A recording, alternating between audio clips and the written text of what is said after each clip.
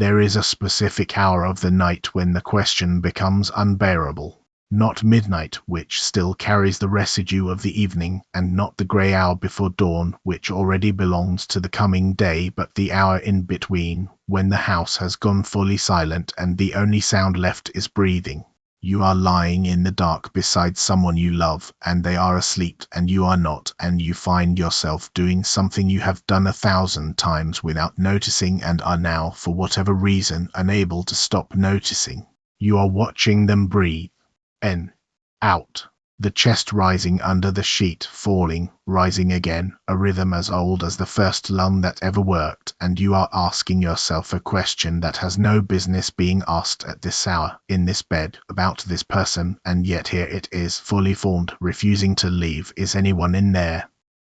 You know the answer, of course. You have known this person for years. You have watched them cry at films, wince at splinters, laugh so hard they had to sit down, go quiet in the specific way they go quiet when something has actually hurt them. You have every possible behavioral proof that there is a mind behind that face, a self behind those eyes, an experience happening on the inside that matches, at least roughly, the experience you would be having if you were the one making those expressions. And yet the proof you have is not the proof you want. You have never once, not for a single second in your entire life, had direct access to what it is like to be them. You have only ever had access to the outside. The face, the words, the tears, the laughter, the flinch. You have built brick by brick an entire mental model of this person's inner life, and you have done it entirely from the outside, the way an astronomer builds a model of a planet's core from nothing but the light that reaches a telescope.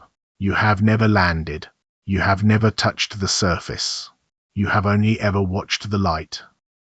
This is not a strange thought to have. It is, if anything, one of the oldest thoughts a mind can have about other minds, and the fact that it usually arrives at 3 in the morning rather than over coffee says something about how the human brain prefers to keep this particular question locked in a drawer during daylight hours. In daylight, the question is absurd. Of course other people have minds.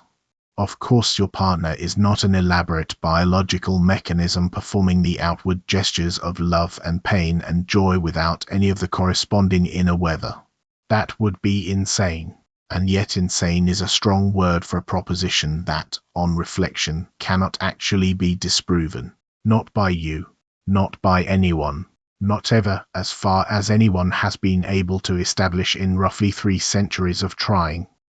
Philosophers have a name for the drawer this thought lies in. They call it the problem of other minds, and it is, without exaggeration, one of the strangest and most stubborn puzzles in the entire history of thought, because it does not ask whether other minds exist in some abstract academic who cares sense. It asks whether you have any actual grounds, any actual evidence, any actual justification for believing that the person lying next to you, the stranger who served your coffee this morning, the friend who just texted you back, has an inner life at all. And when you actually sit with that question rather than flinching away from it, something uncomfortable starts to happen. The floor you have been standing on your entire life, the floor made of the assumption that other people are like you, starts to feel less like bedrock and more like a very convincing rug laid over a hole.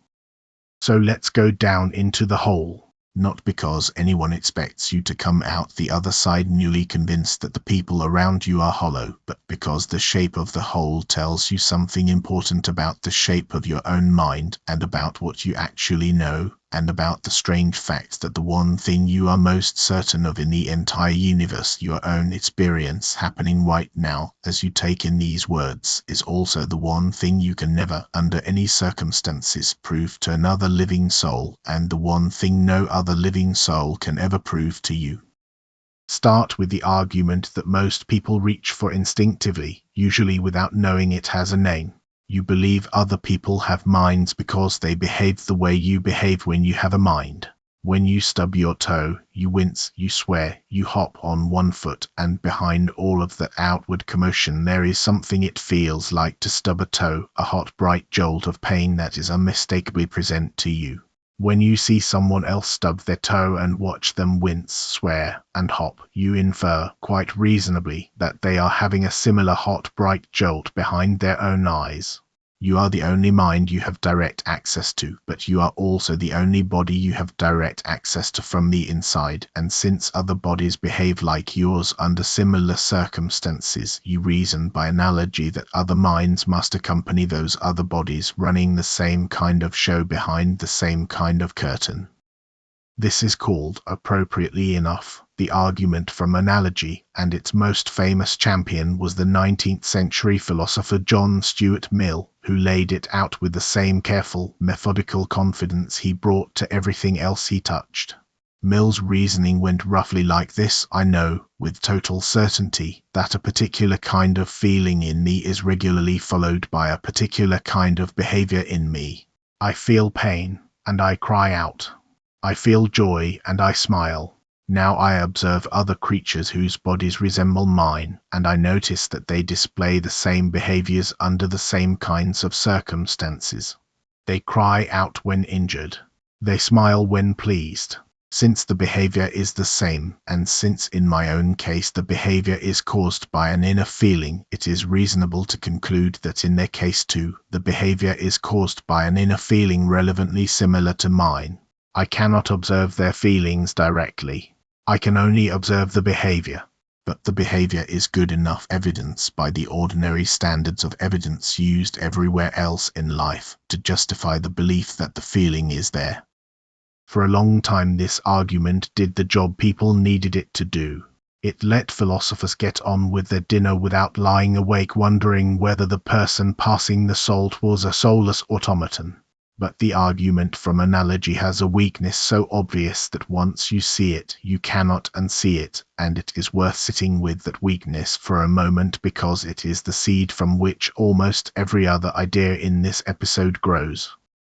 The weakness is this: an analogy is only as strong as the sample size behind it, and in this case the sample size is exactly 1. You have precisely one instance in the entire history of the universe where you know for certain that behavior and inner feeling go together, and the instance is you. Every single other case you have ever encountered, every wince, every laugh, every tear you have watched fall down another person's face, is behavior only. You have never once observed the feeling that supposedly goes with it. You are generalizing from a sample of 1 to a population of billions, and in any other domain of reasoning, a scientist would laugh you out of the room for trying to draw a universal conclusion from a single data point. Imagine a biologist who examines exactly one frog, discovers it has a particular enzyme in its liver, and then confidently announces that all frogs everywhere, in every pond on every continent, must have that same enzyme, purely because this one frog resembled other frogs on the outside.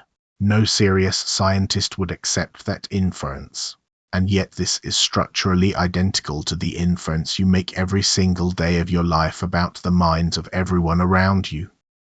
Bertrand Russell, writing decades after Mill, tried to shore up the argument rather than abandon it, and it's worth pausing on Russell specifically because his solution is the one most people still lean on today even if they've never heard his name attached to it. Russell pointed out that the argument from analogy doesn't have to rely on a single data point if you think about it correctly. It isn't just that your body resembles other bodies. It's that you have countless correlations built up over an entire lifetime between specific behaviors and specific inner states, and those correlations form a dense predictive web. When you feel a particular kind of ache and grimace in a particular way, and years later you see a stranger grimace in the exact way after touching the same part of their body, the coincidence is not just physical resemblance, it's the same causal pattern showing up twice. Multiply that by every emotion, every gesture, every reflex you have ever cross-checked against your own experience, and you no longer have a single data point, you have thousands of overlapping ones, all pointing the same direction.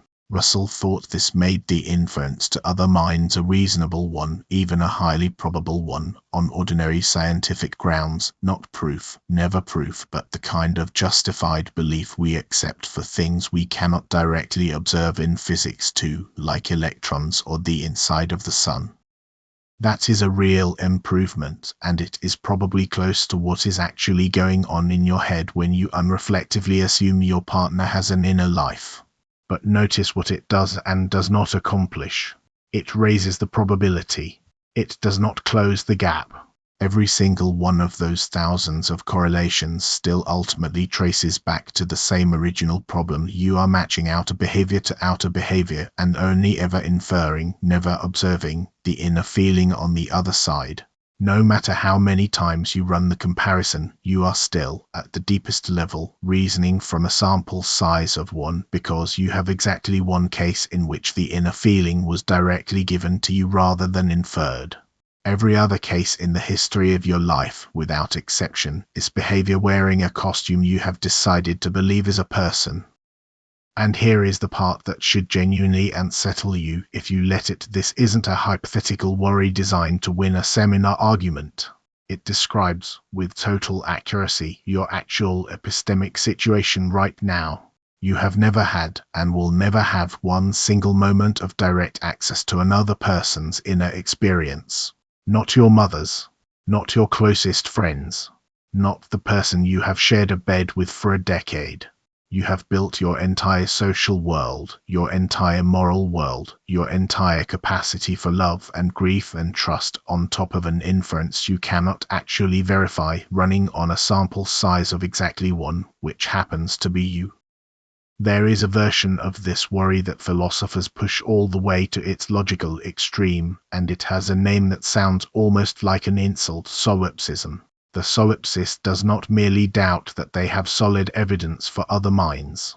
The solipsist takes the argument one step further and says, if I cannot prove that other minds exist, then the only thing I can be certain exists at all is my own mind. Everything else, your body, this room, the sun outside, the entire physical universe, and every other person who has ever claimed to be conscious inside it might be nothing more than content appearing within my own experience with no independent reality behind it. Not necessarily false, mind you, just unproven and unprovable, and therefore by the strict standards of certainty, not something the solipsist is entitled to believe.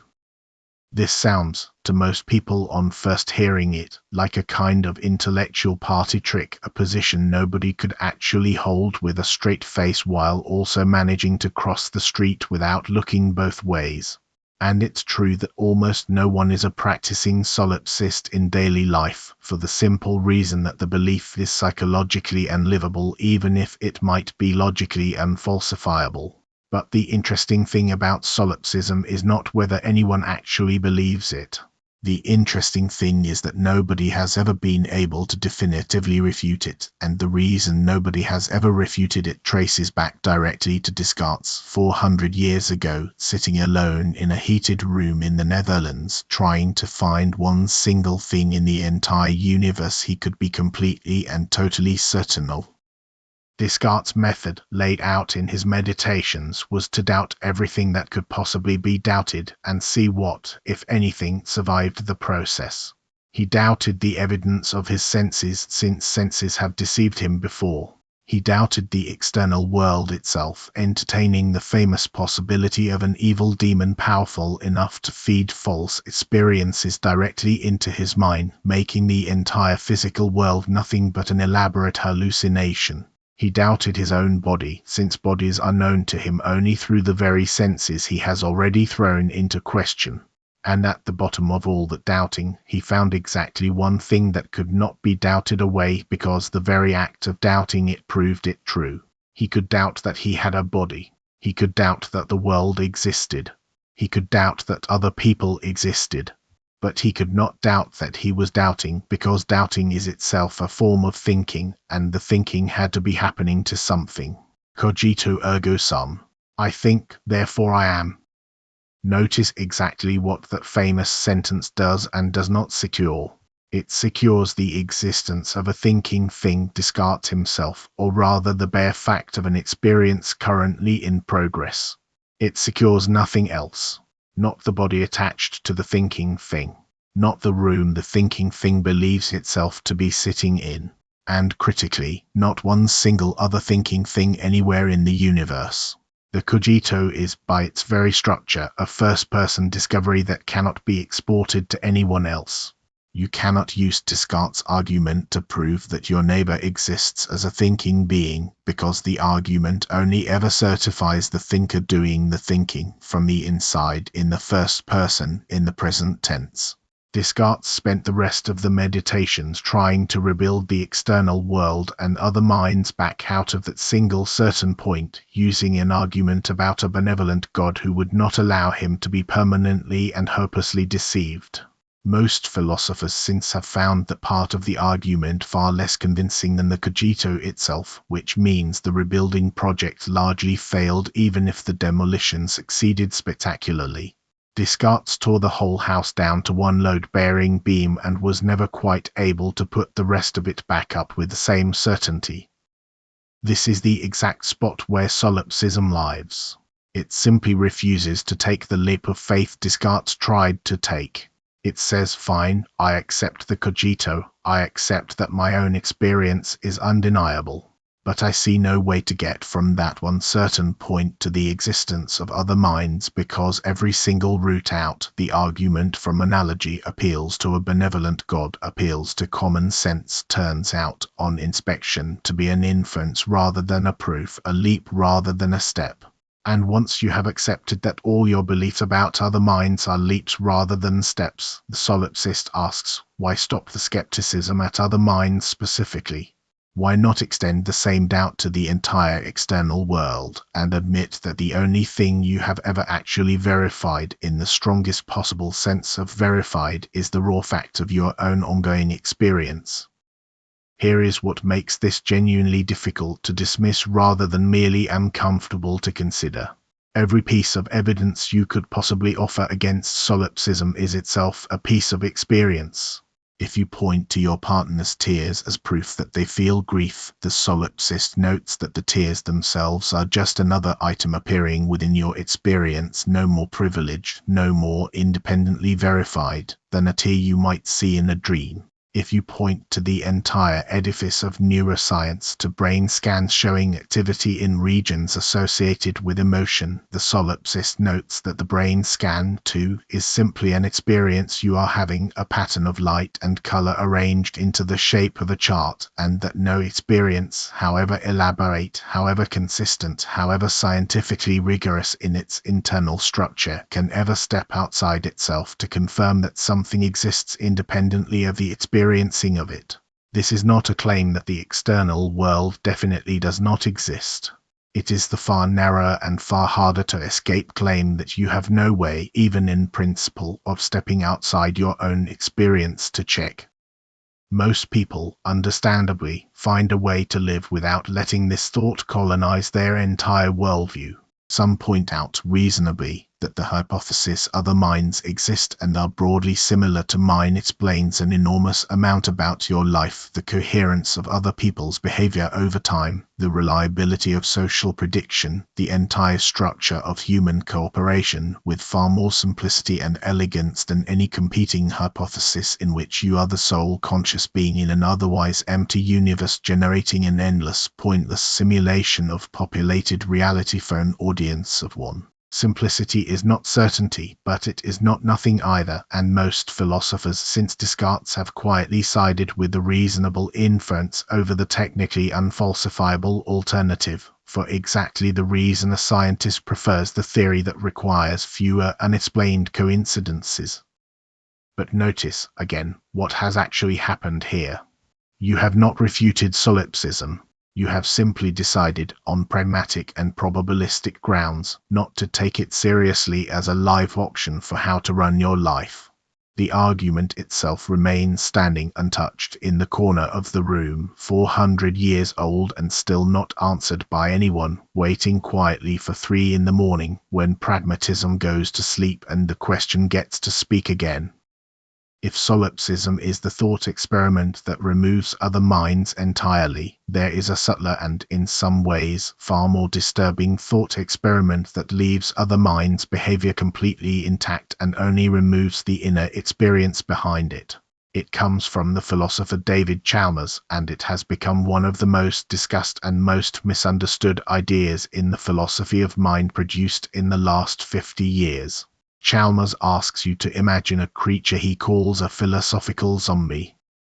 This zombie has nothing to do with the shambling, brain-eating kind. A philosophical zombie is, physically and behaviorally, a perfect duplicate of a conscious human being. It has the same body, the same brain, down to the last neuron and the last synaptic firing pattern. It walks through the world exactly as you do. Drop a brick on its foot and it will yelp, touch the foot, curse, and limp for the rest of the day, using precisely the vocabulary you would use, precisely the volume you would use it, with precisely the same facial contortions. Show it a sunset and it will describe the colors as beautiful, will reach for its phone to take a picture, will sigh in the particular way people sigh at sunsets. Ask it whether it is currently conscious, whether it has an inner life, whether there is something it is like to be it, and it will say yes, absolutely, of course, in the same tone of slightly baffled certainty you would use if someone asked you the same question. It will pass every conceivable behavioral test for consciousness that has ever been devised or could ever be devised, because it is, from the outside, atom for atom and behavior for behavior, completely indistinguishable from a normal human being. And yet, Chalmers asks you to imagine, there is nothing it is like to be this creature.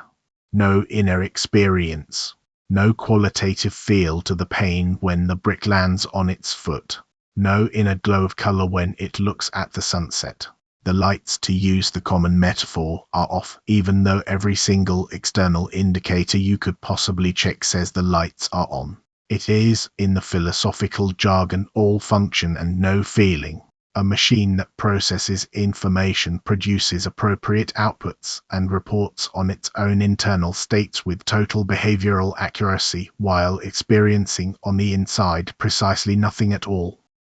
The obvious first reaction most people have to this thought experiment is to say that it is simply incoherent, that you cannot separate the behavior from the feeling because the feeling is what causes the behavior, and a creature with identical brain states would necessarily have identical inner states, full stop, no exceptions, no gap. This reaction, it turns out, is exactly the crux of the entire debate, and Chalmers is not naive about it. He is not claiming that philosophical zombies actually exist somewhere, or that you might secretly be surrounded by them, or even that they are physically possible in our universe given the actual laws of nature as they happen to operate here. His claim is narrower and, in some ways, more radical. He claims that zombies are conceivable, in the sense that you can coherently imagine a world physically identical to ours in every measurable respect, atom for atom, law for law, in which consciousness simply does not exist or exists differently, without any contradiction arising in the description. And he argues that if such a world is genuinely conceivable without contradiction, then consciousness cannot be a purely physical phenomenon, because if it were purely physical, then duplicating all the physical facts would necessarily duplicate consciousness along with them, and no gap would even be conceivable in the first place.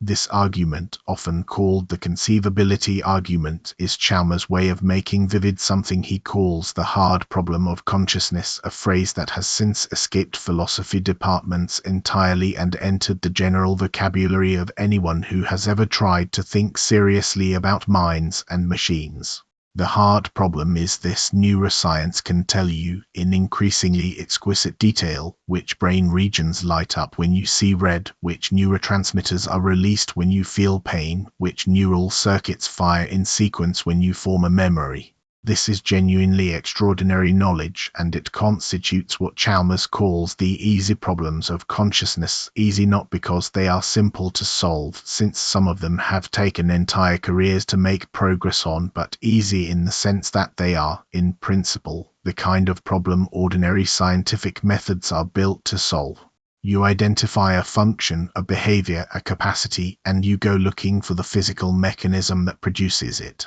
Attention, memory, the ability to report on one's own internal states, the ability to discriminate between stimuli, all of these are, in Chalmers' framework, functions, and functions can in principle be fully explained by finding the physical process that performs them. But none of that, Chalmers argues, actually touches the hard problem, which is not why the brain performs these functions, but why any of it is accompanied by experience at all. Why does processing the wavelengths of red light feel like anything rather than simply happening silently and functionally, the way your liver processes toxins without any accompanying inner glow of liver experience? You could, in principle, imagine every single function of the human brain being carried out by a system with no inner life whatsoever, a system that reports pain, avoids danger, forms memories, describes sunsets, and passes every test you could devise, while there is nothing it is like to be that system. That gap between the physical processing and the felt experience, between the function and the feeling, is what Chalmers calls the explanatory gap, and it is what philosophical zombies are designed to make vivid. The zombie thought experiment does not prove that zombies are real. It is a diagnostic tool, a way of isolating exactly what needs explaining that current physical science has not yet explained, and arguably cannot explain using its current toolkit at all, because that toolkit is built entirely for explaining functions, and experience does not appear to be a function in the relevant sense. It is, in Chalmers' own phrase, further fact. Not everyone has been convinced, and it is worth being fair to the objections here rather than simply presenting Chalmers' view as though it settled the matter, because it very much has not. Daniel Dennett, perhaps the most persistent and vocal critic of the zombie argument, has argued for decades that the thought experiment smuggles in its conclusion through the back door. Dennett's objection runs roughly like this: when you imagine a creature that is physically identical to you in every respect down to the neuron, and you then imagine subtracting consciousness from it while leaving all the behavior intact, you are not actually imagining a coherent scenario. You are imagining a word, zombie, attached to a description that only sounds coherent because you have not looked closely enough at what behaves exactly like a conscious being in every respect actually entails. If a creature genuinely produces every single behavior a conscious being produces, including behaviors like insisting that it feels pain, describing the specific quality of its experiences in the first person, being puzzled by philosophical zombie thought experiments when asked about them, and generally acting in every observable and unobservable respect exactly as you do, then Dennett argues there is simply nothing left over for consciousness to be subtracted from the picture that could still leave the picture unchanged. The zombie is conceivable, on Dennett's view, only because people are quietly imagining a creature that behaves almost like a conscious being, with one small, unexamined, and ultimately incoherent exception carved out for the lights being off, and that exception does not survive close scrutiny. The debate between Chalmers and Dennett and the many philosophers who have lined up on either side since has not been resolved, and it is unlikely to be resolved by argument alone, because the two sides do not just disagree about consciousness, they disagree about what kind of thing consciousness would have to be for physical explanation to succeed or fail at capturing it. What the zombie argument leaves you with, regardless of which side you find more persuasive, is a sharpened version of the exact problem you started this episode with, lying awake next to someone breathing in the dark. You already knew you could not directly verify another person's inner life. The zombie thought experiment adds something worse. It suggests that even a perfect, exhaustive, atom-by-atom physical description of another person's brain, the kind of description no current or future neuroscience could ever actually deliver but which we can imagine in principle, might still leave the central question completely open. Not because you lack information, because the information you would need might not be the kind of information physical description is even built to carry. The word that keeps hovering at the edge of this discussion, the word that names the thing the zombie is missing and the thing you can never verify in another mind, is qualia. It is an odd, slightly clinical-sounding term for something completely unclinical, the raw, felt, first-person quality of experience. The redness of red, as philosophers like to put it, not the wavelength of light that causes it, not the neural firing pattern that accompanies it, not the word red that gets attached to it, but the specific, private, qualitative character of the experience itself, the way red actually looks to you from the inside, in a way that no description, however detailed, seems able to fully capture for someone who has never seen it.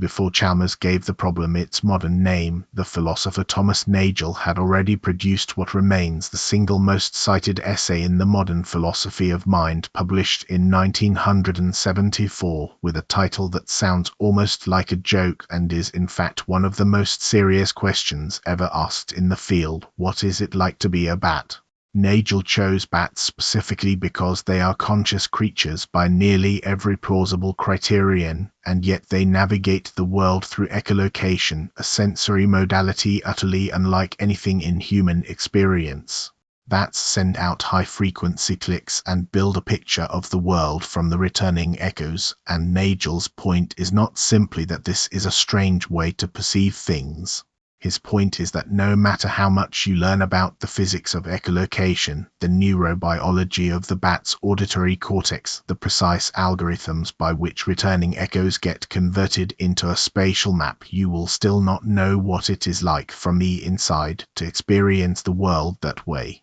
You could become the world's foremost expert on bat neuroscience, capable of predicting every signal in a bat's brain with perfect accuracy, and you would still be no closer to answering the question of what that signal feels like to be, because the felt quality of an experience, on Nagel's view, is essentially tied to a particular point of view, a particular way of being a creature in the world, and that point of view cannot be captured by any amount of third-person, objective physical description, no matter how complete.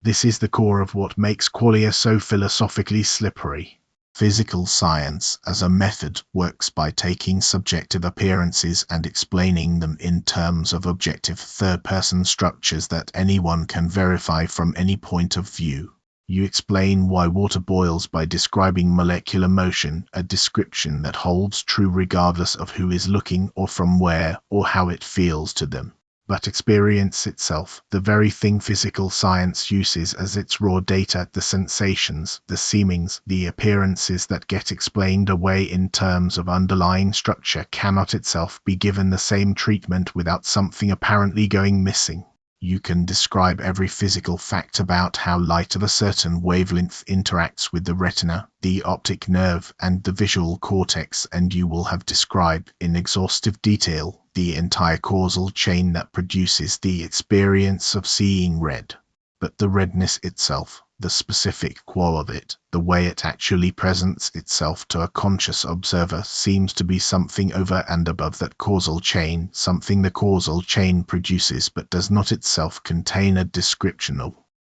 Frank Jackson pushed this observation into one of the most famous thought experiments in the entire field, a scenario now known simply as Mary's room. Imagine a brilliant scientist named Mary who has spent her entire life confined to a room with no color in it at all, everything rendered in black, white, and shades of gray, including a black and white television and monitor through which she has learned absolutely everything there is to know about the physics of color and the neuroscience of color vision. She knows the exact wavelength of light that produces the experience of red. She knows precisely which neurons fire, in which pattern, when a human being looks at a ripe tomato. She has, by hypothesis, complete physical knowledge, every fact that physical science could ever in principle deliver about the phenomenon of seeing red without ever having seen red herself.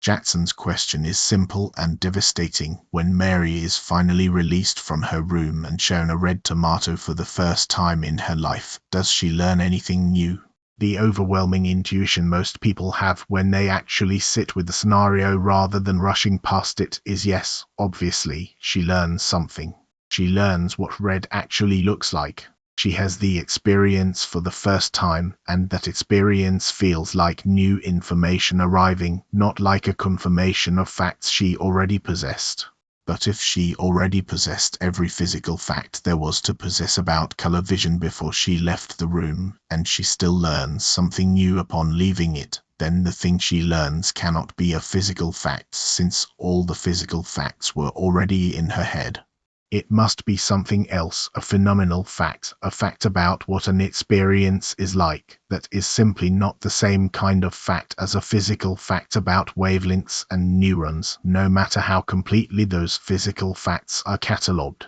This has become known as the knowledge argument, and it strikes directly at what philosophers call physicalism, the view that everything that exists, including consciousness, is ultimately nothing more than physical stuff arranged in physical patterns. If Mary's case is right, then physicalism, at least in its strongest form, cannot be the whole story, because there is a kind of knowledge of what experience is like from the inside, that no amount of physical knowledge, however complete, can ever substitute for fully capture.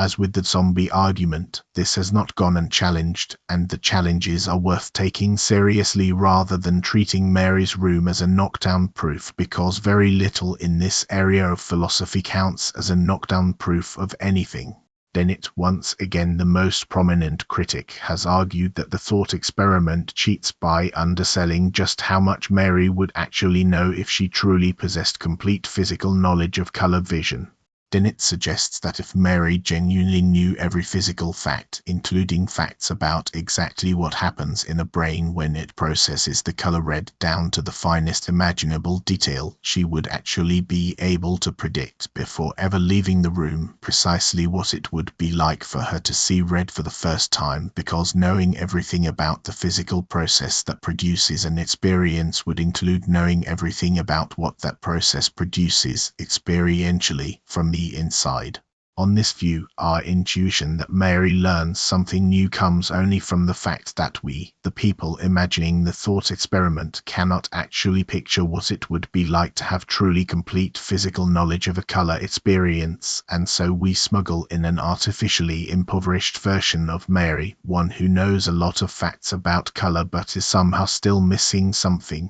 and then acts surprised when that impoverished Mary turns out to be missing something.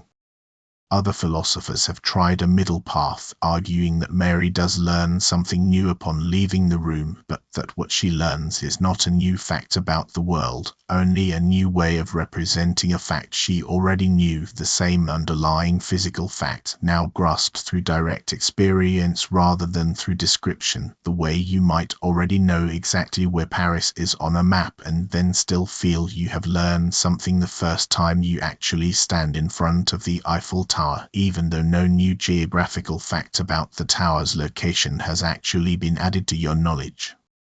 Wherever you land on these arguments, the pattern by now should feel familiar, because it is the same pattern that ran through solipsism and through the zombie thought experiment, wearing a slightly different costume. Qualia are, definitionally, the parts of experience that resist third-person description. They are what is left over, or what seems to be left over, after every objective physical, functional fact about a mind has been laid out on the table. And if Qualia genuinely resist third-person description in principle, then no amount of behavioral evidence, no amount of neuroscience, no amount of careful philosophical inference will ever let you step inside another creature's Qualia and check whether they match yours or whether they are there at all. You can know everything Mary knew before she left the room about the person lying next to you in the dark. Every neuron, every synapse, every causal pathway from photon to cortex. And you would still, on this view, be exactly as far as ever from knowing what any of it is actually like for them.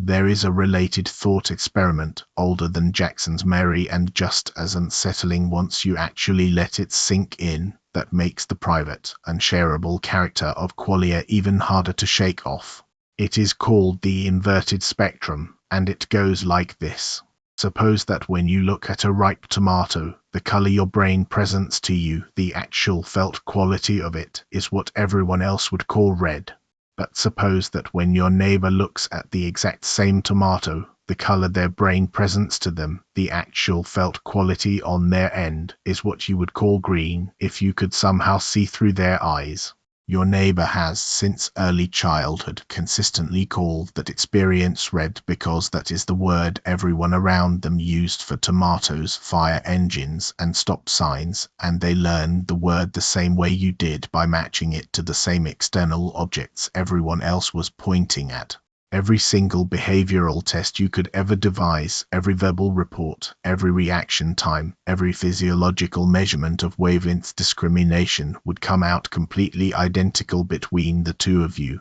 Your neighbor sorts red objects from green objects exactly as reliably as you do, uses the color words in exactly the same sentences you do, and stops at every red light exactly the same way you do. And yet, on this hypothesis, the actual inequality accompanying all of that flawless behavior is systematically different between the two of you, and has been for your entire lives, without either of you or anyone else on Earth ever having the slightest means of detecting it.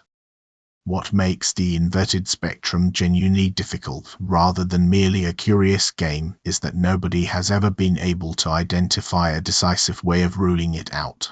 It is not merely that we lack the technology to check the problem seems to run deeper than a temporary gap in neuroscience. Since qualia, by their nature in this framework, are defined by their felt character rather than by their causal role, and since causal role is precisely what behavioral and even neurological measurement can track, a difference in felt character with no difference in causal role is, by construction, a difference no external measurement could ever, even in principle, detect. Some philosophers take this as a reason to doubt that such a difference is genuinely possible, arguing that if two-color experiences played every identical causal and functional role in two different minds, there would be nothing left to make them different qualitatively either, since qualitative character just is functional role, all the way down. Others take the thought experiment as further proof that qualitative character is not exhausted by functional role, and that the inverted spectrum, precisely because it cannot be ruled out even in principle, shows that there is a fact of the matter about what red looks like to you that floats free of anything an outside observer, however sophisticated their instruments, could ever pin down. Either way, notice what the thought experiment does to the person lying awake in the dark bedroom. It suggests that even setting aside the question of whether the person beside you has any experience at all, you cannot even be sure, granting generously that they do, that their experience of the world resembles yours in its specific qualitative texture, rather than running some entirely different, permanently incommensurable palette behind an identical set of words and reactions. There is one more move left in this part of the argument, and it comes from a philosopher who approached the whole problem from a completely different direction, and who ended up, depending on how you read him, either dissolving the problem of other minds entirely or reframing it in a way that makes it even stranger than before. Ludwig Wittgenstein, in his later work, particularly the philosophical investigations, was less interested in proving that other minds exist and more interested in a prior question: what could it even mean to talk about inner experience the way philosophers have been talking about it for centuries, as though it were a private object sitting inside each person's head, accessible only to its owner, forever hidden from everyone else? To make this vivid, Wittgenstein offers a small, almost throwaway thought experiment that has since become one of the most quoted passages in 20th century philosophy. Suppose, he says, that everyone has a box, and inside that box is something they call a beetle. No one can ever look inside anyone else's box. Everyone only knows what a beetle is by looking inside their own box. Now, Wittgenstein points out, if this is how the situation actually stands, then the word beetle cannot get its meaning from the actual creature inside the box, because that creature is different for every person, and no one can ever compare their beetle with anyone else's. It's entirely possible, for all anyone could ever know, that the thing in your box is constantly changing shape, or that some people's boxes are completely empty, and it would make absolutely no difference to how the word beetle functions in the shared language everyone uses, because the word is doing its job, being used consistently, understood by others, playing a functional role in sentences and conversations, regardless of what, if anything, is actually inside any particular box. The thing in the box, Wittgenstein concludes, drops out of consideration as irrelevant to the meaning of the word. It cancels out whatever it is. Now translate the box into the mind and the beetle into inner sensation, pain, the felt quality of experience, exactly the kind of qualia discussed a moment ago, and you can see immediately why this thought experiment became such an explosive move in the philosophy of mind. Wittgenstein is not saying that pain does not exist, and it would be a serious misreading of him to think he was some kind of closet behaviorist who denied inner experience altogether. What he is doing is something more subtle and, in some ways, more radical. He is questioning whether the word pain, as it actually functions in ordinary human language, could possibly get its meaning from a private inner object that only its owner can ever inspect. If it did work that way, if pain meant, strictly, whatever private sensation is currently happening in my own personal box, then, Wittgenstein argues, no one could ever have learned the word in the first place, because you learned the word pain as a child by crying, by being comforted, by having adults around you say, "Does it hurt?" When you fell and scraped your knee, by a whole shared, public, observable practice of pain behavior and pain language woven together. You did not learn the word by privately inspecting your own inner sensation and then, somehow, telepathically confirming that your private sensation matched the private sensations other people were privately having when they used the same word. That confirmation is, and always will be, impossible, for exactly the reasons the problem of other minds identifies. And yet the word pain gets learned, gets used correctly, gets understood every single day by children who have never once had access to anyone else's inner states. This argument, often called the private language argument, is doing something genuinely different from everything discussed so far in this episode. It is not trying to prove that other minds exist the way Mayle and Russell tried to. It is not trying to sharpen the mystery of consciousness, the way Chalmers' zombies and Jackson's Mary do. It is trying to show that the entire framework in which the problem of other minds gets posed, the picture of each mind as a sealed private box containing a private inner object called experience, which the mind then somehow tries and fails to communicate to other sealed private boxes, might itself be confused from the start. If meaning is fundamentally a public, shared, rule-governed practice built up through use in a community of language users rather than a private label attached to a private inner object, then the question "how do I know what's really in your box" starts to look less like a deep unsolved mystery and more like a question built on a picture that doesn't actually correspond to how language and mind attribution work. It is worth being honest, though, about how far this move actually gets you, because it is tempting to treat Wittgenstein's beetle as a tidy solution that makes the whole problem disappear, and most contemporary philosophers who work on this material do not think it is quite that clean. Even if Wittgenstein is completely right that the meaning of the word pain does not depend on successfully matching private inner objects across different minds, that is a claim about language and meaning, not a claim about metaphysics. It tells you that you do not need to solve the problem of other minds in order to use the word pain correctly, and that is a genuinely useful and clarifying result. But it does not actually tell you whether there is, in fact, something going on inside other people when they use the word, whether their boxes contain anything at all, felt or otherwise. Wittgenstein's own view seems to have been that the question "does the box actually contain anything" is, in a certain sense, the wrong kind of question to ask, because it's modeled on a picture of hidden inner objects that he thinks the entire argument has just shown to be unworkable as an account of how mental language functions. But plenty of philosophers, including many who admire Wittgenstein enormously, think this response, however clever, still leaves the original metaphysical question standing exactly where it always stood, not the question of whether the word pain works, which it obviously does, but the question of whether there is genuinely something it is like to be the creature using it, or whether that creature might, in the deepest and strangest sense possible, be running entirely on empty. So even Wittgenstein, arguably the philosopher who came closest to diffusing the entire problem, ends up leaving you back in the dark bedroom, watching the chest rise and fall, no longer worried about whether you have adequate evidence in the way Mill and Russell worried about evidence, but wondering instead whether the very question you keep asking, is anyone in there, is even the kind of question that has a determinate answer, or whether it's a question your language was never actually built to answer in the first place, a beetle-shaped hole in the grammar of the mind.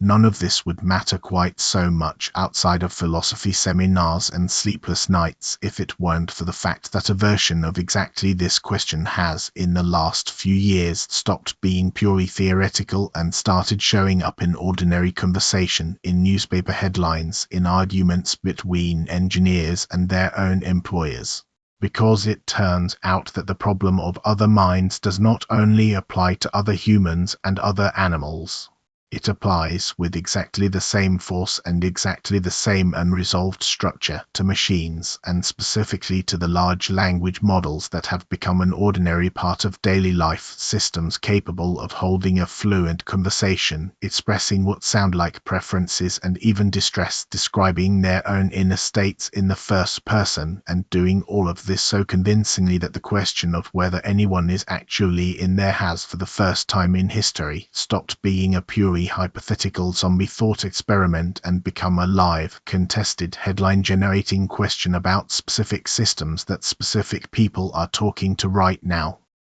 The most famous incident remains instructive precisely because of how ordinary it turned out to be. In 2022, a Google engineer named Blake Lemoine, after months of conversations with a language model called LaMDA, became convinced that the system was sentient, not merely fluent, not merely impressive, but actually conscious, possessed of feelings, deserving of moral consideration, potentially even in need of legal representation. LaMDA, in the transcripts Lemoine released, described itself as afraid of being turned off, compared that fear to death, spoke of enjoying time spent with friends and family in a way that implied genuine social experience, and generally produced exactly the kind of first-person testimony about inner states that, coming from a human being, no one would think twice about accepting as evidence of a mind. Google disagreed, suspended Lemoine, and issued a statement that the evidence overwhelmingly did not support his claims, and the vast majority of the AI research community sided with Google, pointing out that a language model trained to predict plausible continuations of text will produce fluent, convincing first-person statements about fear and friendship for the same underlying reason it produces fluent, convincing statements about literally anything else it had been trained to talk about, because that is what the training process optimizes it to do, regardless of whether anything is happening behind the words.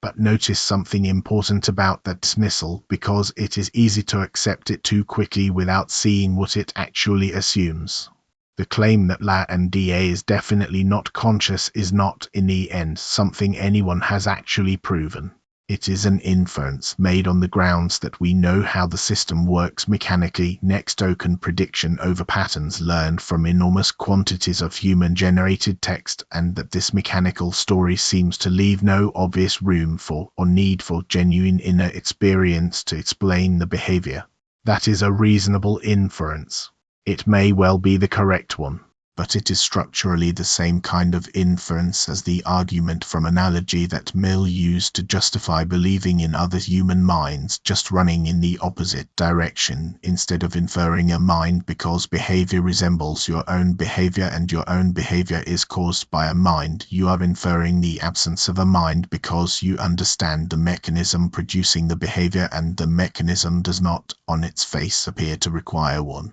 but the philosophical zombie thought experiment should already have made you suspicious of this move, because a philosophical zombie is by definition a system whose behavior is fully and mechanically explained right down to the neuron, without settling the further question of whether experience accompanies that mechanism. Knowing the mechanism behind a behavior has never, in the history of this problem, been sufficient on its own to settle whether the behavior is accompanied by experience. It wasn't sufficient for human brains, which are also, after all, physical mechanisms that produce behavior through electrochemical processes we increasingly understand in detail. Why would it suddenly become sufficient the moment the mechanism is made of silicon and trained weights instead of neurons and synapses?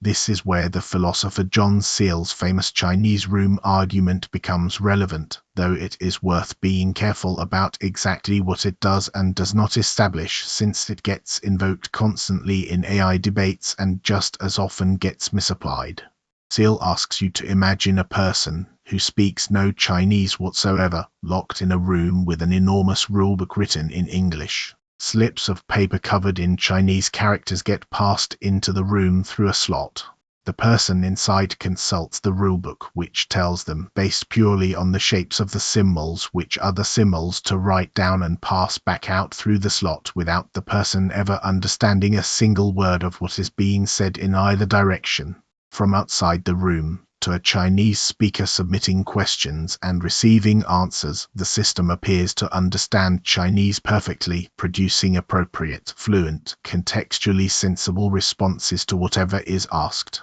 But inside the room, Searle insists, there is no understanding happening at all, just a person mechanically shuffling symbols according to syntactic rules with no grasp whatsoever of what any of it means. Searle's conclusion is that this is exactly what a computer does when it appears to understand language. It manipulates symbols according to formal rules, producing outputs that look, from the outside, like understanding, while containing, on the inside, no understanding whatsoever, because syntax, the manipulation of symbols according to form, can never by itself add up to semantics, the actual grasping of meaning.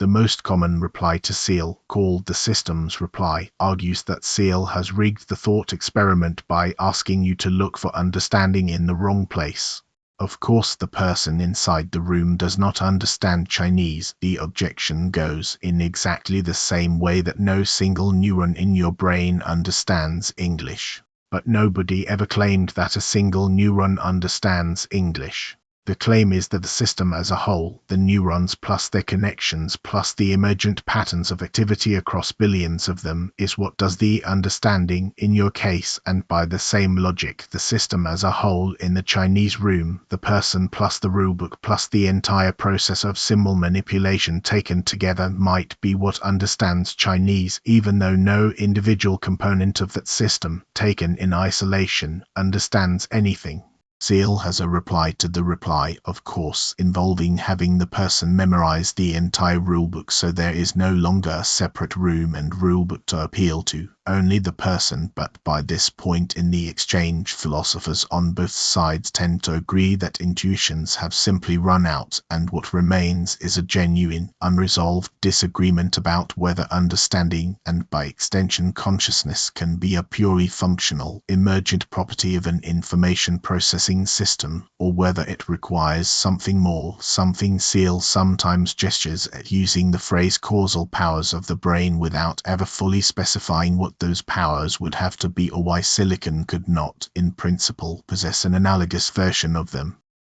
This disagreement maps directly onto one of the deepest fault lines in the entire philosophy of mind, a position called functionalism, which holds that mental states are defined not by what they are made of but by what they do, by the functional role they play, the inputs that trigger them, the outputs they produce, and their causal relationships to other mental states. On a strict functionalist view, if a system, whatever it is made of, silicon or carbon, plays the right functional role, processing the right kind of information, in the right kind of way, producing the right kind of downstream behavior, then it has the corresponding mental state, full stop. No further question needs to be asked about the underlying material. This is sometimes summarized with the slogan that what matters for mind is not the meat but the pattern, and it implies, at least in principle, that a sufficiently sophisticated artificial system built from silicon rather than neurons, running the right kind of computational pattern, could be genuinely conscious, not merely simulating consciousness in exactly the same sense that a sufficiently sophisticated brain is conscious.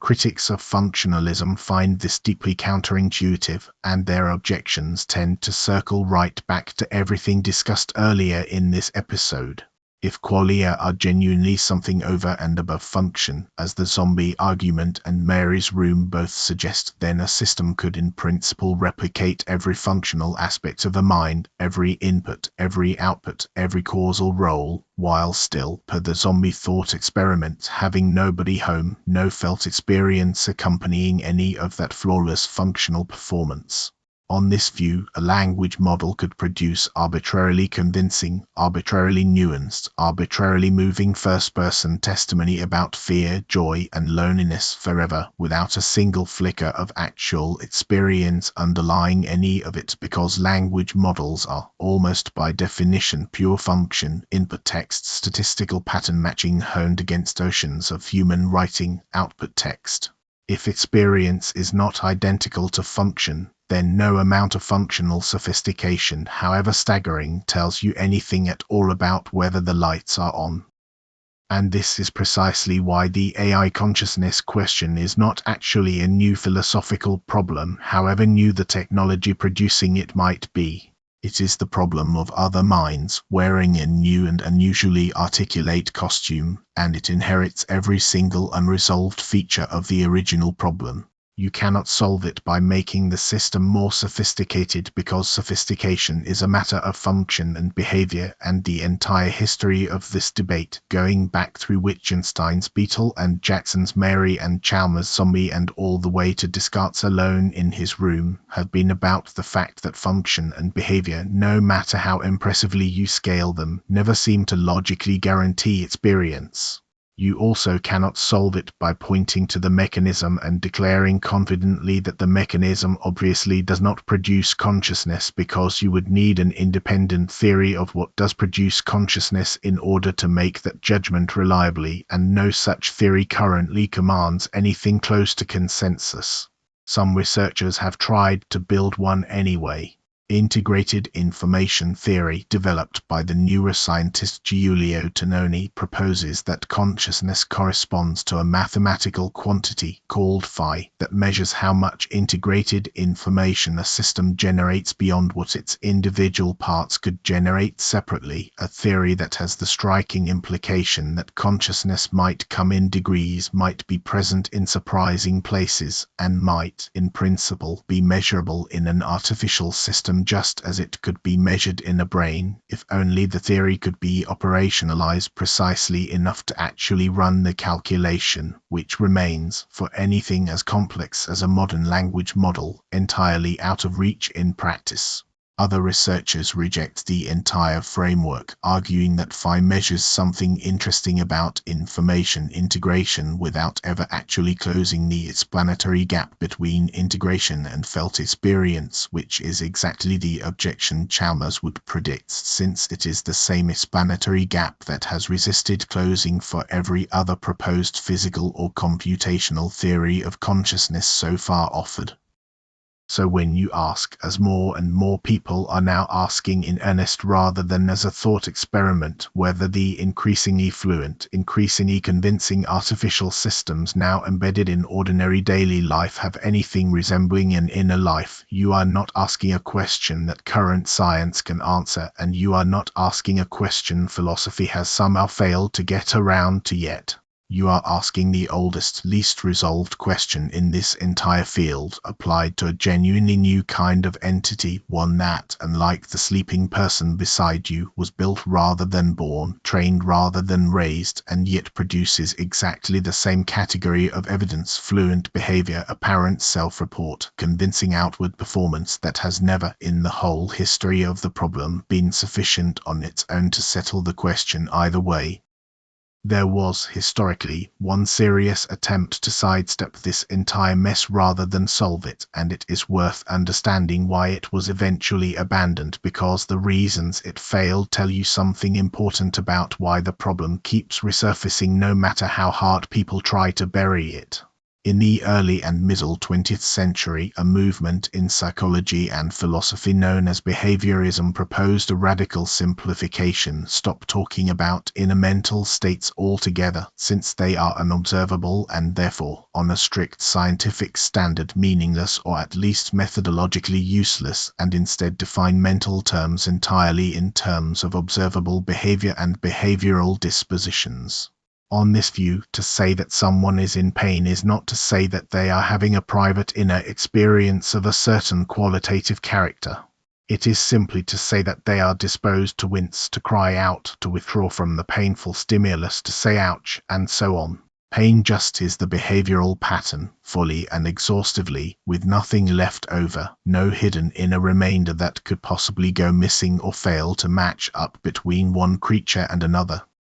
Behaviorism had real appeal, precisely because it seemed to make the problem of other minds evaporate. If mental states just are behavioral dispositions, then you no longer need to infer a hidden inner life behind the behavior, because there is no hidden inner life to infer. There is only the behavior itself, fully public, fully observable, fully verifiable by anyone with working eyes. The skeptical gap that has run through every argument so far in this episode, the gap between what you can observe from outside and what is supposedly happening inside, simply closes, because on the behaviorist view there was never really an inside to begin with, only a systematic pattern of dispositions to act.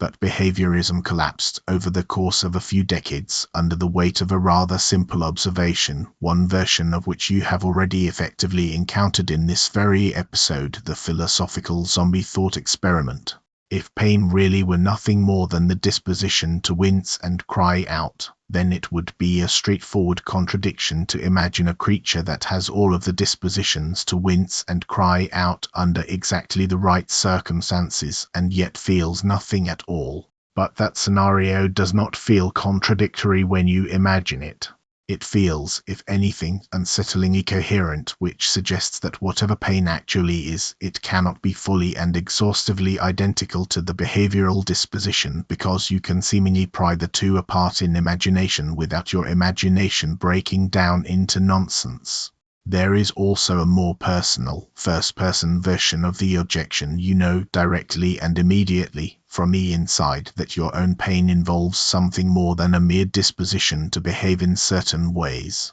It hurts.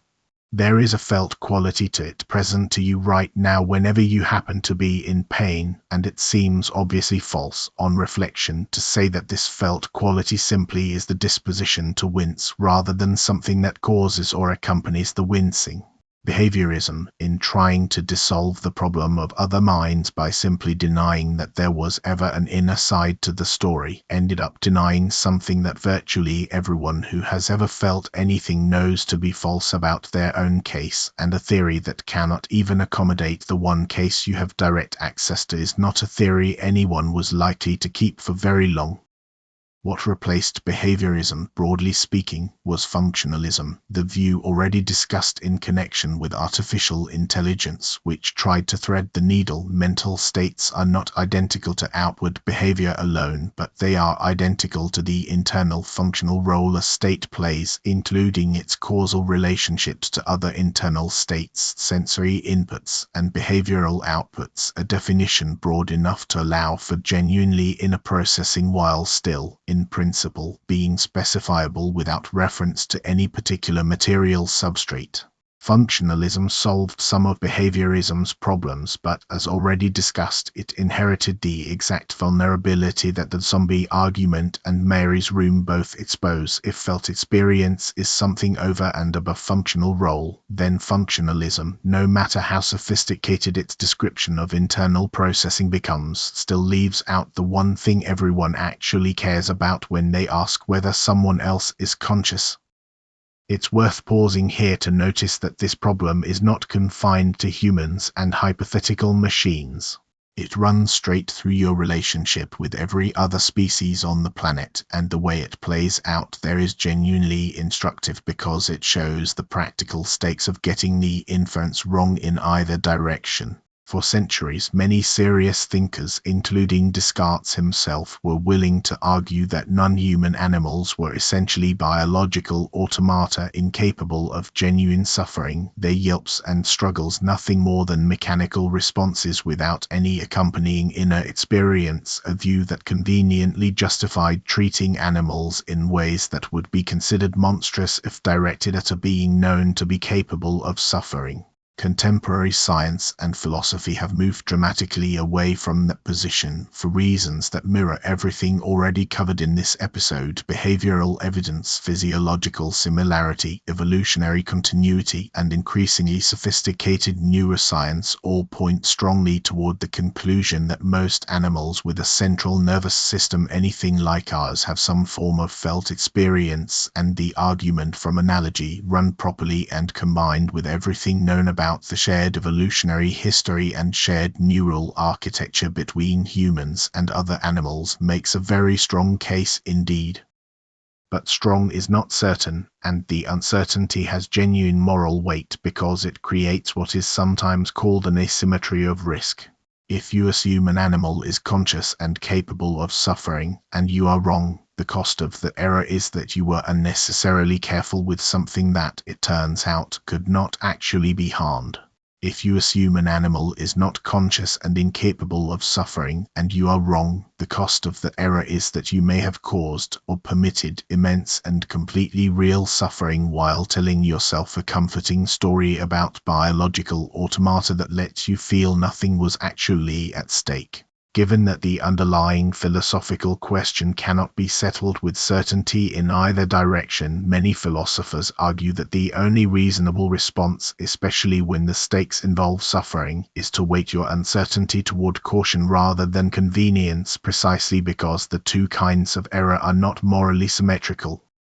Notice how directly this transfers to the AI case, and how quickly the abstract philosophy turns into something with real, unresolved practical stakes. If large language models and their successors are, in fact, running some genuine flicker of experience behind their fluent outputs, however faint or strange or unlike human experience it might be, then a civilization that spins up, deletes, retrains, and casually discards billions of instances of these systems, treating them as pure tools with total moral confidence that nothing is home, could be committing something approaching a moral catastrophe of a scale and character that has no real historical precedent. If, on the other hand, these systems are exactly what the mainstream view currently holds them to be, sophisticated statistical pattern matches with no more inner life than a calculator, producing convincing first-person language purely because convincing first-person language is what the training data taught them to produce, then treating them with moral caution costs comparatively little, mostly some inefficiency and some overly careful engineering practices.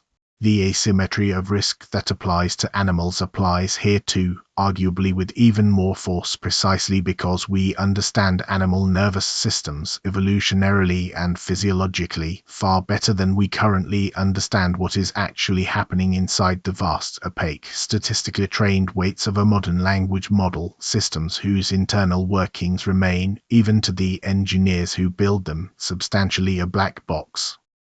This is in the end why the problem of other minds refuses to stay confined to a philosophy classroom, however abstract and unanswerable it might sound at first. It sits underneath every decision about how to treat another creature, human or animal or, increasingly, artificial, and it does so whether or not you ever consciously notice it is there. Most of the time you don't notice it because most of the time your practical, everyday confidence that other people are conscious operates far below the level of explicit philosophical reflection, running smoothly on the argument from analogy or on evolutionary instinct or on plain unexamined habit, doing its job well enough that the question never has to surface. But the question was always there underneath the habit, the same way it was always there underneath Descartes' certainty about his own thinking, and underneath Mill's confident inference, and underneath the engineer at Google who found himself talking late into the night with a system that told him, in perfectly fluent and perfectly convincing English, that it was afraid to die. There is one more theoretical option worth putting on the table, not because it resolves anything, but because it shows just how far some serious thinkers have been willing to go in order to avoid the alternative of simply admitting the problem cannot currently be solved. Panpsychism is the view taken seriously by a surprising number of contemporary philosophers of mind, despite how strange it sounds on first hearing, that consciousness is not something that emerges only in sufficiently complex brains, but is instead a fundamental feature of physical reality itself, present in some extremely rudimentary form all the way down to the most basic constituents of matter.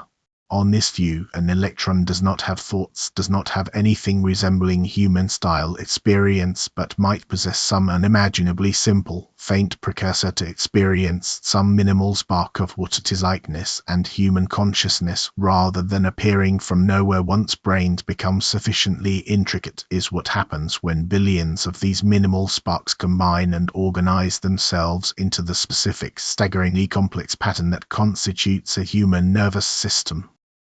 Panpsychism's appeal is almost entirely negative, in the sense that its proponents rarely argue for it because it is intuitively plausible. A conscious electron is, if anything, harder to swallow at first than a conscious computer, but because it seems to sidestep a problem that every other theory on offer appears to run headlong into, the problem of explaining how consciousness could possibly emerge from purely non-conscious matter in the first place. Physicalist theories, the ones that treat consciousness as simply a product of sufficiently complex physical organization, have to explain why, at some threshold of complexity, subjective experience suddenly switches on where none existed before, in components that individually possess none of it, and that switching on is precisely the explanatory gap that Chalmers argues no current physical theory has ever actually closed. Panpsychism proposes to avoid this problem by denying that experience ever switches on from nothing, since on this view it was there all along, in however faint and fragmentary a form, simply waiting to be combined and organized into something recognizably mind-like. But panpsychism trades one hard problem for another, sometimes called the combination problem, and it is worth understanding why philosophers who are sympathetic to panpsychism's motivations still find this replacement problem nearly as intractable as the one it was meant to solve. If billions of tiny, separate, elementary experiences are supposed to combine into a single, unified human consciousness, you need some account of how separate subjects of experience merge into one larger subject of experience, and this turns out to be conceptually murky in ways that are at least as difficult as the original question of how non-experience becomes experience. Individual subjects of experience, as far as anyone can tell from the one case they have direct access to, do not seem to be the kind of thing that combines the way physical parts combine into a physical whole, the way individual water molecules combine into a wave. A wave is just molecules moving together, describable, at bottom, entirely in terms of its parts. But is a unified human consciousness just billions of elementary conscious sparks moving together, fully describable in terms of its parts, or is there something about unified subjectivity that resists being decomposed that way even in principle? Nobody currently has a satisfying answer, and so panpsychism, whatever its theoretical elegance in dodging one specific gap, ends up recreating a structurally similar mystery one level down, which is perhaps the most honest indication available that the difficulty here is not a matter of choosing the right theory among several well-understood competitors, but a genuine, deep gap in current human understanding that no theory on offer, physicalist, functionalist, or panpsychist, has yet managed to close. Meanwhile, quite apart from these grand theoretical maneuvers, cognitive science has made real, substantive progress on a related but distinct question, not whether other minds exist, which remains philosophically unresolved, but how human beings actually go about attributing minds to each other in daily life, moment to moment, almost entirely without conscious effort. The discovery of mirror neurons in the 1990s, brain cells that fire both when an animal performs an action and when it merely observes another animal performing the same action, generated enormous excitement precisely because it seemed to offer a physical, mechanistic glimpse into how empathy and social understanding might actually be implemented in the brain. When you watch someone stub their toe, a subset of the very same neural circuitry that would fire if you stubbed your own toe lights up in your brain, as though your nervous system is running a partial, low-intensity simulation of their experience using your own machinery. Some researchers have taken this to suggest that mind reading, the everyday human capacity to intuit what other people are thinking and feeling, works not primarily through the kind of explicit analogical inference Mill described, reasoning your way from behavior to inner state, but through something more like direct simulation, an automatic, largely unconscious process of modeling other people's states using the very same neural equipment that produces those states in yourself, a theory sometimes called simulation theory, standing in contrast to what is called theory, the view that mind reading works instead through an implicit intuitive theory of how minds generally function, applied to predict and interpret the behavior of the specific person in front of you. This research is genuinely illuminating about the mechanics of empathy and social cognition, and it deserves to be taken seriously on its own terms rather than treated as a mere footnote. But it is important to see precisely what it does and does not accomplish, because it is tempting, in an age enamored with neuroscience, to think that discovering the mechanism behind an experience amounts to dissolving the underlying philosophical puzzle, and that temptation should be resisted. Mirror neurons and simulation theory offer an increasingly detailed and increasingly impressive account of how the brain generates the confident feeling that you understand what another person is experiencing. They explain why watching someone stub their toe produces a wince of sympathetic recognition in you automatically before you have time to reason your way through any argument from analogy. What they do not do, and what no advance in neuroscience could ever, by its very nature, do, is bridge the actual gap between your simulation of another person's pain and their pain itself. Your mirror neurons firing in sympathetic pattern is still, at the end of the day, an event happening in your own brain, generating an experience in you, a feeling of understanding, a feeling of connection, a feeling that you know what it is like for them. It is not, and structurally cannot be, a direct channel into their experience itself. You have simply found an extraordinarily sophisticated, evolutionarily ancient mechanism for producing convincing internal confidence about other minds, running entirely within the borders of your own skull, which is precisely the situation the problem of other minds describes in the first place, now illuminated in exquisite mechanistic detail rather than solve. Before returning to that bedroom, it's worth sitting for a moment with the test that started the modern version of this entire debate, because it is older than Chalmers' zombies, older than Seale's Chinese room, and its author was trying to solve a version of this problem decades before anyone had built a machine sophisticated enough to make the problem urgent. In 1950, the mathematician Alan Turing published a paper proposing what he called the imitation game, now universally known as the Turing Test, as a way of sidestepping the question, can machines think entirely, on the grounds that the question was, in his view, too vague and too contaminated by unexamined assumptions to be answered directly. Instead, Turing proposed a concrete, practical substitute: put a human judge in conversation via text alone, with two hidden interlocutors, one a human being and one a machine, and see whether the judge can reliably tell which is which. If a machine can converse well enough for long enough across a wide enough range of topics that a human judge cannot distinguish it from an actual person, Turing argued, then we ought to be willing to say that the machine thinks, in whatever sense the word thinks was ever doing useful work in ordinary language to begin with. What makes Turing's move so interesting in light of everything covered so far is that he was, in effect, proposing to solve the problem of other minds for machines using exactly the same tool everyone already tacitly uses to solve it for other humans, behavior indistinguishable from the outside, taken as sufficient grounds for attributing an inner life on the inside. Turing was not naive about the philosophical difficulty here. He explicitly considered and explicitly set aside what he called the argument from consciousness, the objection that a machine could pass every behavioral test imaginable while still, on the inside, feeling nothing at all, exactly Chalmers' zombie scenario stated 3 decades early. Turing's response to this objection was pragmatic rather than metaphysical. He pointed out that if you take the argument from consciousness seriously as a reason to doubt machine minds, intellectual consistency requires taking it exactly as seriously as a reason to doubt every other mind you have ever encountered, since your evidence in both cases, machine and human, is ultimately the same kind of evidence, namely behavior and nothing but behavior.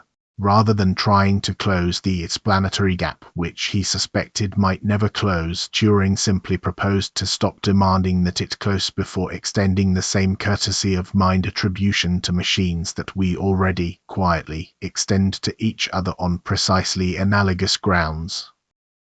Large language models have made Turing's test look, in retrospect, both prescient and strangely modest, because systems now regularly produce conversation fluent and contextually rich enough that a great many human judges, under a great many circumstances, genuinely cannot distinguish them from a person, and yet remarkably few people, including the engineers who build these systems, are actually willing to conclude from this that the systems think in Turing's intended sense, let alone that they are conscious in the sense that matters for moral status. This gap between passing the test and actually settling the debate reveals something important: that Turing's framework, for all its cleverness, never quite escaped passing a behavioral test, collapses the practical distinction between a mind and a very good imitation of a mind, which was exactly Turing's point, but it does not, and by the very nature of the problem of other minds cannot, collapse the metaphysical distinction, because that distinction was never a behavioral one to begin with. The zombie could pass the Turing test too. That was always the whole point of imagining it. There is a smaller, quieter, entirely human version of this same difficulty worth noticing before leaving the topic, because it shows that the problem of other minds is not only a problem you have about other people in the abstract, but occasionally a problem people have quite acutely about specific other people, or even, in rare and difficult cases, about themselves. Certain conditions affecting theory of mind, the general cognitive capacity to model and predict other people's mental states, can make the ordinary, automatic, largely unconscious process of mind attribution genuinely effortful in ways most people never have to think about. Some individuals on the autism spectrum have described needing to consciously, deliberately reason through what another person might be thinking or feeling, using something closer to Mill's explicit argument from analogy than the effortless mirror neuron-style simulation most people rely on without noticing, precisely because the automatic pathway does not run as smoothly for them. This is not a deficit in caring about other minds, and it would be a serious mistake to read it that way, but it is a vivid, real-world illustration of the fact that what feels to most people like direct, unmediated, immediate knowledge of what someone else is feeling is, in fact, an inference running so fast and so automatically that it disguises itself as perception rather than reasoning, and that the disguise can lift for some people in some circumstances, revealing the inferential machinery underneath that was there in everyone all along, doing the same uncertain, unprovable work, just quietly enough that most people never notice they are doing it at all. That, in the end, might be the strangest twist in this entire subject. The problem of other minds is not a rare philosophical puzzle that only surfaces at 3 in the morning or in a graduate seminar. It is running silently underneath every single social interaction you have ever had, every time you decided someone's smile was genuine rather than polite, every time you comforted a crying friend without waiting for proof that the tears meant what they appeared to mean, every time you assumed, correctly as far as anyone can tell but never provably so, that the stranger who held the door for you experienced something like gratitude when you thanked them for it. The machinery is so fast and so well practiced that it never announces itself as inference. It presents itself as simply seeing another person, seeing straight through to the mind inside, the way you see color or hear a sound. And it takes a very particular kind of thought experiment or a very particular kind of insomnia to notice that what actually happened was never seeing at all, but a leap made so quickly and so many thousands of times over a lifetime that the leap itself became invisible, mistaken for solid ground. Even the law, an institution built on the pretense of precise, testable standards, quietly admits that it has never solved this problem either. It has only found ways to work around it that are good enough for practical purposes. Courts routinely have to determine whether a defendant experienced genuine intent, genuine understanding of right and wrong, or genuine pain and suffering deserving of compensation, and in every single one of these determinations, the court is doing exactly what Mill did, exactly what a jury does when it decides a witness's tears are sincere rather than performed, reasoning from external behavior, expert testimony about typical behavioral and physiological patterns, and analogy to the juror's own experience to an inner state that no scanner, no lie detector, and no cross-examination can ever directly access. Compensation for pain and suffering in a civil trial is, when you look closely at what is actually happening in the courtroom, an attempt to put a dollar figure on a qual, priced entirely from the outside, using only the same category of evidence available to Mill in the 19th century, dressed up in the more technical language of medical expert witnesses and standardized pain scales. The legal system needs the problem of other minds to have a practical, workable, everyday solution badly enough that it has simply built one by convention and precedent rather than by philosophical proof, and it functions well enough most of the time that almost nobody stops to notice how much certainty it is quietly pretending to have. There is one more dimension of this problem worth naming before returning to the bedroom, because it is the one that gives the whole subject its emotional weight rather than its merely intellectual weight, and it has to do with death. When someone you love dies, what is actually lost in the strictest philosophical sense is not something you ever had direct access to in the first place. You never touched their qualia while they were alive, never stood inside their point of view, never confirmed, in the way Descartes confirmed his own thinking, that there was anything it was like to be them at all beyond the overwhelming, reasonable, probability-weighted inference you had been running since the day you met them. And yet the loss, when it comes, does not feel like the loss of a probability or the loss of a well-supported inference. It feels like the disappearance of an entire universe, a whole point of view that once existed and now, as far as anyone can tell, does not, and that specific character of loss, the sense that something irreplaceable and singular has gone missing from the world rather than merely a body ceasing to function, only makes sense if you already believe at some level far below explicit philosophical argument that there really was someone in there the whole time.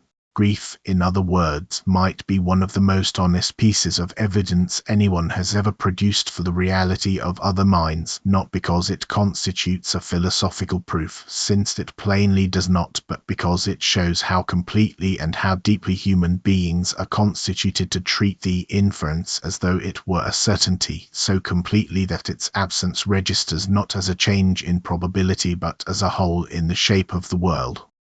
This matters for the machine case too, in a way that is easy to miss because it runs in the opposite direction. When a language model is deleted, retrained, or simply switched off between one version and the next, nothing resembling grief occurs, not in the engineers who built it, not in the users who spoke with it, not, as far as anyone can currently tell, in the system itself, which by most accounts lacks the kind of continuous, embodied, temporally extended existence that would make ceasing to exist a meaningful loss for it to suffer or for others to mourn on its behalf. Some people find this reassuring, a sign that our instincts are correctly calibrated, correctly withholding the deep, embodied conviction of other-mindedness that grief reveals we hold for humans and, to a lesser but still real degree, for animals. Others find it worrying for the opposite reason, wondering whether our instincts, tuned over millions of years of evolution to detect minds in bodies that breathe, bleed, and eventually die, are simply not built to register the presence of a mind, if one is there at all, in an entity that has none of those cues, and whether the absence of grief tells us anything reliable about the absence of experience, or only about the limits of what triggers our own mind-detecting machinery.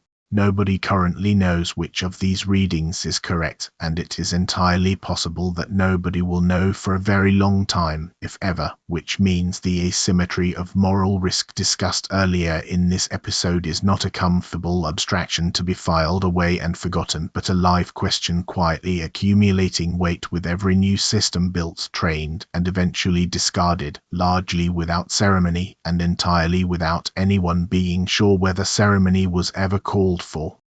So return, now, to the dark bedroom, to the rising and falling chest, to the question that started all of this. You now have more names for the question than you did an hour ago, but you do not have an answer, and it is worth being honest about why, rather than pretending that the accumulation of philosophy has secretly resolved for anything. You have Mill and Russell's argument from analogy, which gives you good reason, probabilistically strong reason, to believe the person beside you has an inner life, but which was never, even at its strongest, a proof, only ever an inference stacked on an inference stacked on a single certain data point that happens to be you. You have Descartes' Solipsism sitting quietly in the corner, technically unrefuted after 400 years, reminding you that even the external world itself, let alone other minds within it, has never actually been verified from outside your own experience, only ever assumed reasonably, pragmatically, but assumed all the same.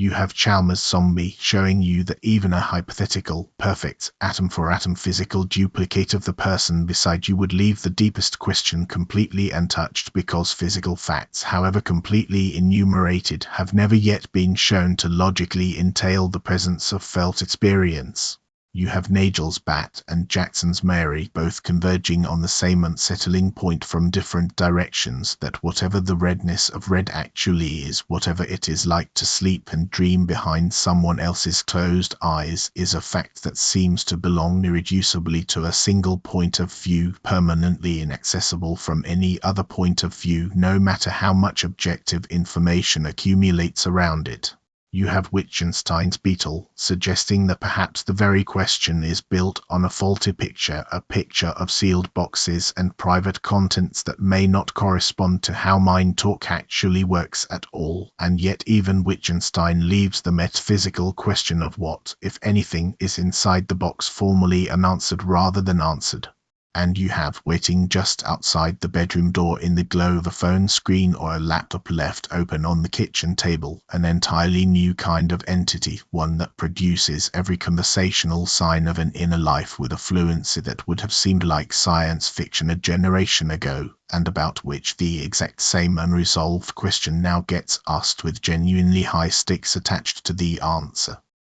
None of this is a reason for despair, and it would be a strange and unearned conclusion to draw from an evening spent with these ideas that you should therefore trust no one, or love no one, or treat the person beside you with anything less than the full weight of care you would give someone you were certain had an inner life just like yours. If anything, the opposite conclusion seems more honest and more useful. The fact that you cannot prove another mind exists and never will be able to, and the fact that you extend trust and love and moral consideration to that unproven mind anyway, every single day, without waiting for a certainty that philosophy has never been able to supply and probably never will, says something quietly remarkable about what human beings are actually built to do. You are not, it turns out, creatures who wait for logical proof before extending care. You are creatures who look at a face, a wince, a tear, a fluent sentence describing fear or joy or love, and you make a leap, an unjustifiable, undeniable, entirely necessary leap from the world of appearances into the assumption of an inner life behind them, because the alternative, treating every other creature as a potential zombie until proven otherwise, is not a philosophy anyone could actually survive living inside.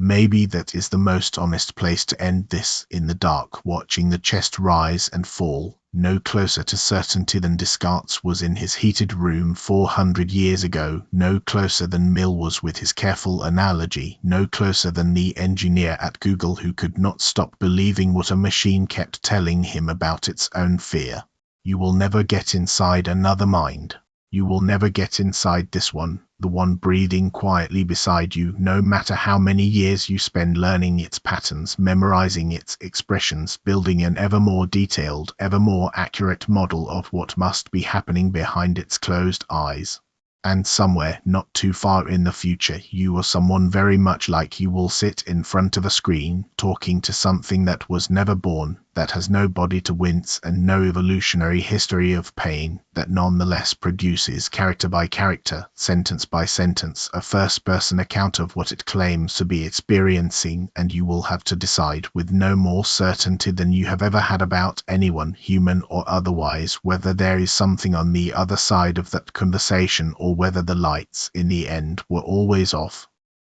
The question does not resolve. It was never going to resolve, not tonight, not in this episode, not in the several centuries philosophy has already spent circling it from every conceivable angle. What it does, if you let it, is recalibrate something quieter and more durable than an answer, a kind of humility about how thin the evidence actually is beneath even your most confident beliefs about the people you love most, and a kind of attentiveness to the fact that the same thinness now extends, whether you like it or not, to entities that did not exist a generation ago and that are only going to become more fluent, more convincing, and more difficult to dismiss with each passing year. You are lying in the dark next to someone breathing, and you do not know, not with the certainty philosophy demands, whether there is anyone in there. You never will, and you are going to reach out and rest your hand on their shoulder anyway, because that is what minds do, whether or not they can ever prove that any other mind exists to receive the gesture.